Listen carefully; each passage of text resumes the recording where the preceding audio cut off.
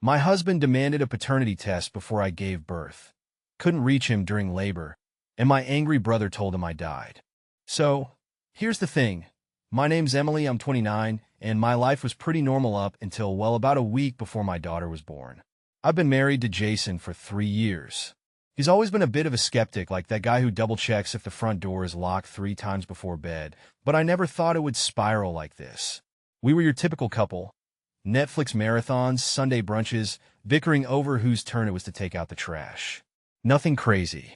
Anyway, I was 8 months pregnant, waddling around the house, and honestly just trying to survive the last stretch. Pregnancy is no joke. My back hurt, I couldn't sleep, and I was living off Tums because heartburn was my new best friend. Jason was supportive, or so I thought. He'd rub my feet, make late-night runs for pickles and ice cream. Yes, the cliché craving is real, and even started assembling the crib after I nagged him for weeks, but still. Things seemed fine, until they weren't. One night, out of nowhere, Jason sat me down in the kitchen. His face was all serious, and I thought he was going to say something sweet or, I don't know, suggest baby names again. Nope.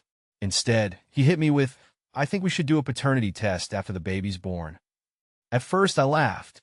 Like, full-on laughed because I thought he was joking. But he wasn't. His expression didn't budge. I felt this weird mix of confusion and disbelief bubbling up in my chest, and I just stared at him, waiting for him to take it back. He didn't. "Are you serious right now?" I asked, my voice shaking. "You're telling your very pregnant wife that you don't trust her?" Jason started rambling about how it was just to be safe and not a big deal, but it was a big deal. A huge deal. I don't even know where it came from. I've never given him any reason to doubt me. I've been nothing but loyal. And yet here he was basically accusing me of cheating. It was like someone had punched me in the gut. We argued. Loudly. I was crying, he was defensive, and it all just spiraled. I kept asking him why he would even think something like that. But he never gave me a straight answer. He just kept saying it was for peace of mind. Peace of mind? What about my peace of mind? What about the fact that I was carrying our child, enduring all the physical and emotional hell that comes with pregnancy, and he had the audacity to question my faithfulness? I ended up storming out of the room, slamming the door behind me. I spent the night on the couch, sobbing into a pillow while the baby kicked like she was protesting the drama. The next morning, Jason tried to act like nothing had happened, but I couldn't. I couldn't even look at him without feeling this deep, sharp ache in my chest. That's when I called my brother Matt. He's always been my rock. He's 5 years older, married to an amazing woman named Lisa, and they've got 2 kids of their own. I told him everything, crying so hard I could barely get the words out. Matt didn't hesitate. "Pack a bag," he said. "You're staying with us for a while." And that's exactly what I did. I didn't even tell Jason I was leaving. I just grabbed a duffel bag, threw in some clothes, and drove to Matt and Lisa's house. My phone was blowing up with texts from Jason, but I couldn't bring myself to answer. I needed space. I needed to breathe. And honestly, I needed someone to tell me I wasn't crazy for feeling like my whole world was crumbling. At Matt's, I finally felt a little bit of relief. Lisa hugged me like she was trying to squeeze all the pain out of me, and Matt was in full protective big brother mode, muttering things like, "What kind of idiot does that to his pregnant wife?" It was comforting, knowing I wasn't alone. But even with their support, I couldn't stop replaying that conversation with Jason in my head. How had we gotten here? How could the man I loved, the man I thought I knew, look me in the eye and doubt me like that? And if he really didn't trust me, what did that mean for us? For our family? I didn't have any answers. All I knew was that the person I needed most, the father of my child, had just broken my heart in a way I didn't think was possible. And the worst part? I had no idea how much worse things were about to get. So, fast forward a few days. I'd been staying at Matt and Lisa's house, trying to keep it together. They were amazing. Matt made sure I ate, even when I didn't feel like it. And Lisa kept reminding me, "Focus on you and the baby. That's all that matters right now." But no matter how much they supported me, the weight of everything with Jason was still there, just looming. I thought maybe he'd show up at the door or call to apologize, but all I got were a few half-hearted texts like, "Can we talk?" and "Come home." No acknowledgement of what he'd said or how much he'd hurt me. Just nothing. Anyway, one afternoon, I decided to go back to the house to grab some things. You know, more clothes, my favorite pillow, a couple of baby items I'd already packed in a hospital bag. I figured Jason would be at work, so I wouldn't have to deal with him. But as I was standing in the nursery, folding tiny onesies and trying not to cry, this sharp pain hit me. Like, doubled over, can't catch my breath sharp. I froze for a second, thinking no way, it's too early. But then it hit me again, and I realized this was it. The baby was coming. I grabbed my phone and immediately called Jason. Straight to voicemail. I called again. Same thing. I tried texting. I'm in labor. I need you. Call me. Nothing. My hands were shaking so badly, I could barely type. I tried calling Matt next, but he didn't pick up right away either. Panic was setting in. I was alone, in pain and terrified. Finally, after what felt like forever, Matt called back. I could barely get the words out between contractions, but as soon as he understood what was happening, he said, "Stay where you are. I'm on my way." By the time he got to the house, things had escalated. The contractions were coming fast, and I felt like I could barely breathe between them. Matt practically carried me to his car, and we sped off toward the hospital. Lisa was on speakerphone, trying to coach me through breathing exercises, but honestly, I was too freaked out to focus. The pain was like nothing I'd ever felt before, and all I could think was, where's Jason? Why isn't he answering? Then, things took a turn I wasn't prepared for. We got stuck in traffic, and I don't mean a little slowdown. I mean dead stop, can't move an inch, nightmare traffic. Matt was honking like a madman, yelling at cars to move, but it was no use. I could feel the baby coming, and I knew we weren't going to make it to the hospital. "Matt," I gasped, "the baby's coming." "Like, right now?" His face went pale. "What do you mean, right now?" "I mean, right now," I screamed, clutching the door handle as another contraction tore through me. And that's how my brother ended up delivering my daughter in the front seat of his SUV, parked on the side of a highway. I don't even remember most of it. It's all a blur of pain, fear, and Matt's panicked voice saying, "You're okay, you're okay, I've got you." At one point, I thought I was going to pass out, but then I heard it, a tiny, perfect cry. My baby. Matt wrapped her in his jacket and handed her to me, and for a split second, everything else disappeared. She was beautiful, with a head full of dark hair and the tiniest hands I'd ever seen. I was crying, she was crying, Matt was crying, it was a lot. But then things got scary, really scary. I started feeling lightheaded, and there was a lot of blood. Too much blood. I don't remember much after that. Just Matt yelling into his phone for an ambulance and the distant sound of sirens. When I woke up, I was in a hospital bed, hooked up to what felt like a million machines. Lisa was sitting next to me, holding my hand, and the look on her face told me everything I needed to know. "Emily," she said softly, "you're okay. The baby's okay. But there were complications." Complications. That word hit me like a ton of bricks. Lisa explained that I'd had a severe postpartum hemorrhage and had to undergo emergency surgery. They'd managed to save my life, but they couldn't save my uterus. I'd had a hysterectomy. I didn't even know how to process that. I was alive and my daughter was healthy, but the realization that I'd never be able to have another child hit me hard. It felt like one more thing Jason had missed, one more thing I'd gone through alone. Speaking of Jason, he finally called, hours after everything had happened. I was still groggy from the surgery when Lisa handed me my phone. I stared at his name on the screen, my stomach twisting, and for a second, I thought about answering. But before I could, Matt grabbed the phone and answered for me. I couldn't hear Jason's side of the conversation, but whatever he said clearly didn't sit well with Matt. After a pause, my brother said, in the coldest, angriest voice I'd ever heard him use, "I'm sorry to tell you this, but Emily didn't make it." And then he hung up. Let me tell you, I was not prepared for that. I stared at him, completely speechless, as he shrugged and said, "What? He deserved it." I should have been mad, but honestly, I was too drained to care. Part of me even found it a little satisfying. Jason had abandoned me when I needed him most, and now he was getting a taste of what that felt like. But of course, that wasn't the end of it. Not even close. Okay, so, where was I? Right. Matt had just told Jason I was dead. I know it sounds insane, and believe me, in the moment I thought, what the hell, Matt? But at the same time, I couldn't bring myself to stop him. I mean, Jason had ignored every call, every text when I was literally in labor and then almost died. So yeah, I wasn't exactly in a forgiving mood. Anyway, about an hour later, I was awake enough to sit up, still feeling like I'd been hit by a truck. Lisa was holding my baby, my beautiful, perfect baby girl, by the way, and I was just starting to feel that little flicker of peace when the door to my hospital room flew open. And there he was, Jason. He looked like a mess. Hair unkempt, shirt wrinkled, like he jumped out of bed and run straight here. For half a second, I almost felt bad for him.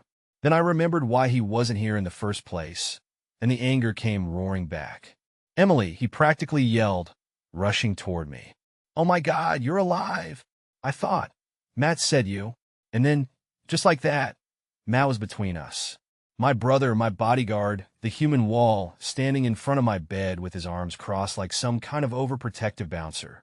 "You're not supposed to be here," Matt said, his voice low and steady in that scary way only big brothers can pull off. Jason stared at him, confused and angry all at once. "What the hell is wrong with you? You told me she was dead." Matt didn't even flinch. "Yeah, well, nobody knew where you were, Jason. We thought you might want to know what that feels like." Jason's face went red, partly from guilt, I think, but mostly from frustration. He tried to step around Matt, but my brother just moved to block him again. "I'm here to see my wife and my daughter," Jason snapped. "You can't stop me." "Oh, I can," Matt replied calmly. "And I will." At this point, Lisa jumped in, trying to defuse the situation. "Jason, maybe you should give Emily some space," she said, her tone soothing but firm. "She's been through a lot, and she needs time to recover." But Jason wasn't having it. "She's my wife," he said, his voice rising. "And that's my baby. I have every right to be here." That's when I finally spoke up. My voice was weak, shaky, but it was enough to make everyone stop. "Jason," I said, staring at him, "where were you?" He turned to me, his expression softening. I didn't see your calls," he stammered. "I was at work. My phone was on silent." "Don't." I cut him off. "Don't you dare stand there and act like you didn't know I needed you. I called you 5 times. I texted. And you couldn't even bother to check your phone?" Jason opened his mouth to respond, but I wasn't done. "You weren't there, Jason. Not during labor, not when I almost died, not for any of it. And now you think you can just show up and play the hero?" His face crumpled, and for a second I thought he might cry. But instead of apologizing, instead of owning up to what he'd done, he turned his anger back on Matt. "This is your fault," he spat. "You've been poisoning her against me since the beginning. You've always hated me." Matt actually laughed at that. "Poisoning her?" he repeated. "You don't need my help to ruin your marriage, Jason. You're doing a bang-up job all on your own." That's when Jason really lost it. He started yelling, saying Matt had no right to interfere, that I was his wife, and he had every right to be here. At one point, he even tried to push past Matt, but that was a mistake. My brother might look like a laid-back suburban dad, but he's built like a linebacker, and Jason isn't. Let's just say that little shove didn't get him very far. Eventually, the commotion drew the attention of hospital security. 2 guards came in, and one of them asked Jason to step outside. Jason looked at me, his eyes pleading, but I just shook my head. "I can't do this right now," I whispered. "Please, just go." He hesitated, like he was about to argue, but the guards didn't give him a choice. They escorted him out, and just like that, the room was quiet again. For a long time, nobody said anything. Matt sat down in the chair next to my bed, looking more tired than I'd ever seen him, and Lisa handed me the baby. I held her close, breathing in her sweet, new baby smell, and tried to hold back the tears threatening to spill. "I'm sorry," Matt said finally. "I shouldn't have lied to him. That was out of line." I shook my head. "You were just trying to protect me," I said. "And honestly, I don't think I care." Lisa gave me a sad smile. "What are you going to do?" she asked gently. I didn't have an answer. Not yet. All I knew was that the man I'd once trusted with my whole heart, the man I'd built my life with, had let me down in the worst possible way. And I didn't know if I'd ever be able to forgive him. After Jason left the hospital, it felt like the air in the room had shifted. There was this heavy, suffocating tension that I couldn't shake. On one hand, I was relieved he was gone. It gave me the space I so desperately needed to think. But on the other hand, he was the father of my child. And no matter how angry I was, no matter how deeply he'd hurt me, part of me still wanted to believe he'd step up, that he'd somehow make this right. But he didn't. The next few days were a blur of recovery and adjusting to life as a mom. I was exhausted, both physically and emotionally. My baby girl, whom I named Olivia, Liv for short, was the sweetest little thing, but let me tell you, newborns are no joke. Between the sleepless nights, the crying, and the endless feedings, I barely had time to think about anything else. Which, honestly, was probably a blessing. Matt and Lisa were my lifeline during that time. They took turns helping with Liv, making sure I ate, and just being there when I needed to vent or cry or stare blankly at the wall. If it weren't for them, I don't think I would have made it through those first few weeks. Jason, meanwhile, was trying to insert himself back into my life. He called. He texted. He even showed up at Matt and Lisa's house once, demanding to see me and Liv. Matt answered the door, and let's just say, it didn't go well. "Emily doesn't want to see you," Matt told him, his voice calm but firm. "She's my wife," Jason shot back. "And that's my daughter. You can't keep me away." Matt didn't even flinch. "You don't get to play the husband and father card after abandoning her when she needed you most. You want to see Liv? Talk to Emily. But until she says otherwise, you're not welcome here." Jason tried to argue, but Matt shut the door in his face. I was watching from the window, holding Liv in my arms, and for a split second, I felt a pang of guilt. But then I remembered lying on that hospital bed, bleeding out, wondering if I was going to die, and Jason's absence hit me all over again. Still, his persistence didn't stop. He kept trying to reach out, and when I didn't respond, he started getting angry. His texts went from, "I'm sorry, can we talk?" to "You can't keep my daughter from me, and this is your brother's fault. He's brainwashing you." The audacity of it all made my blood boil. Like, how did he not get it? He was the one who had destroyed my trust. He was the one who had left me to face the scariest moment of my life alone. And then he crossed a line. One afternoon, while I was napping on the couch with Liv, Matt got a call from Jason. I didn't hear the conversation, but when Matt hung up, he looked angrier than I'd ever seen him. "What happened?" I asked, sitting up. "He's threatening to take you to court," Matt said, his jaw clenched. "He said if you don't let him see Liv, he's going to sue for custody." I felt like the floor had just dropped out from under me. Custody? Was he serious? The idea of Jason having any kind of custody over Liv, after everything he'd done, was enough to make my stomach churn. "He can't do that, right?" I asked, my voice shaking. "I mean, he abandoned me. He wasn't even there when she was born." Matt sighed, running a hand through his hair. "Legally, he's still her father," he said. "But after what he pulled, I don't think any judge would side with him. Still, you need to talk to a lawyer. Just in case." The thought of a custody battle made me want to crawl into a hole and never come out. I was already hanging on by a thread. How was I supposed to deal with lawyers and court dates and all that drama on top of everything else? But I knew Matt was right. I couldn't just ignore the possibility. I had to protect Liv. Lisa helped me find a family lawyer, and we set up a meeting a few days later. Sitting in that lawyer's office, explaining everything that had happened, was one of the hardest things I've ever done. It felt so raw, so humiliating, to admit that my marriage had fallen apart in such a spectacularly awful way. But the lawyer was kind and understanding, and she assured me that I had a strong case. "You've been Liv's primary caregiver since the moment she was born," she said. "And given the circumstances, the court would likely favor you in any custody arrangement. But it's important to be prepared, just in case he follows through with his threats." I nodded, trying to keep it together, but the stress was eating me alive. I couldn't believe this was my life now, fighting with the man I'd once loved over the right to keep my daughter safe. And then there was the issue of Matt. As much as I loved him, his protectiveness was starting to cause problems. He hated Jason with a passion, and he wasn't shy about showing it. Anytime Jason's name came up, Matt would launch into a tirade about what a terrible husband and father he was, and while I agreed with most of what he said, it was starting to feel suffocating. Like I couldn't even process my own feelings without Matt's anger overshadowing everything. Jason, of course, wasn't making things any easier. He started accusing me of letting Matt control me, saying I needed to cut the cord and make my own decisions. It was infuriating. Matt wasn't controlling me. He was supporting me. But Jason's words planted a tiny seed of doubt in my mind. Was I leaning on Matt too much? Was I letting my brother's anger cloud my judgment? I didn't know. All I knew was that my life felt like a mess of broken pieces, and I had no idea how to put them back together. A few weeks later, life slowly started to settle into something that resembled a routine. Or, well, as much of a routine as you can have with a newborn. Liv was my entire world. This tiny, perfect little human who somehow made all the stress and chaos feel worth it. When I held her, when I watched her little fists curl up as she slept, it was like everything else disappeared for a while.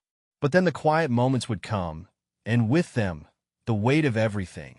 My marriage, Jason, the future. I'd sit there with all these thoughts swirling in my head, wondering how I could even begin to untangle it all. Jason, meanwhile, continued to reach out. He texted, he called, he even emailed me once, which felt so formal it made me laugh despite everything. His messages were a mix of apologies and frustration. He was sorry for what he'd done, but he also couldn't seem to let go of the idea that Matt was somehow influencing me to keep him away. It was exhausting, honestly. Jason just didn't seem to understand that this wasn't about Matt. It was about me, about how deeply he'd hurt me and how I wasn't sure I could ever trust him again. Matt, for his part, was a steady source of support. He wasn't overbearing or pushy. He just showed up. He helped with Liv when I needed a break, gave me space when I needed it, and always reminded me that I wasn't alone. One night, after Liv had finally gone down for the night, I opened up to him about how overwhelmed I felt. "I don't even know where to start, Matt," I admitted, my voice barely above a whisper. Jason keeps reaching out, and part of me feels like I should give him a chance for Liv's sake. But then I think about everything he's done, and I don't know if I can forgive him. Matt nodded, leaning back in his chair. You don't have to figure it all out right now," he said. "But you do need to figure out what's best for you and Liv. That's what matters. Not what Jason wants, not what anyone else thinks. Just you and her." I smiled weakly. Easier said than done. "Yeah, it is," he agreed. "But you don't have to do it alone. You've got me, Lisa, and Liv. We're your team, okay? Whatever you decide, we'll back you up." It was exactly what I needed to hear. Matt wasn't pushing me to cut off Jason entirely, nor was he telling me to rush into co-parenting. He was just there, reminding me that I had people in my corner. It was comforting in a way I hadn't realized I needed. A few days later, I decided it was time to talk to Jason. Not because I was ready to forgive him or let him back into my life, but because I needed closure. I needed to lay out boundaries and figure out what co-parenting might look like moving forward. Avoiding him forever wasn't realistic, not with Liv in the picture. When I called him, he sounded surprised but relieved. "Emily," he said, his voice soft, almost cautious. "Thank you for calling. I didn't think you'd ever want to talk to me again." "We need to talk," I said, keeping my tone even. "For Liv's sake." We agreed to meet at a neutral spot, a coffee shop not far from the house. I told Matt about it beforehand, and he gave me a reassuring hug. "You've got this," he said. "Just remember, you don't owe him anything. This is about Liv, not him." At the coffee shop, Jason was already there when I arrived, looking more nervous than I'd ever seen him. He stood up when I walked in, but I didn't let him hug me. I wasn't ready for that kind of contact. Instead, I sat down across from him and got straight to the point. "Jason, I'm not here to rehash everything or fight about the past," I said. "I'm here because we need to figure out how to move forward. For Liv." He nodded, his hands fidgeting with the coffee cup in front of him. "I know I messed up, Emily. I know I don't deserve your forgiveness, but I want to do better. I want to be there for her. And for you." I took a deep breath, steadying myself. "I don't think I can forgive you," I said honestly. "At least not right now. You broke my trust in a way that I don't know can be repaired. And I don't think I can stay married to someone I don't trust." Jason's face fell, but he didn't argue. "I understand," he said quietly. "But I still want to be in Liv's life. I want to be a good father to her." "That's all I want too," I said. "But there need to be boundaries. I need to feel safe and respected, and right now I don't." Co-parenting is going to take work on both of our parts. He nodded again, and for the first time, I thought I saw a genuine understanding in his eyes. I'll do whatever it takes, he said. I just want to be there for her. It wasn't a perfect conversation, but it was a start. I left that meeting feeling a little lighter, like I'd taken the first step toward reclaiming my life. Jason still had a long way to go to prove himself, but at least we were on the same page about Liv. In the weeks that followed, I filed for divorce. It wasn't an easy decision, but it was the right one. Staying in a marriage where trust had been completely shattered wasn't healthy, for me or for Liv. I needed to show her what it looked like to prioritize yourself, to demand respect and accountability in relationships.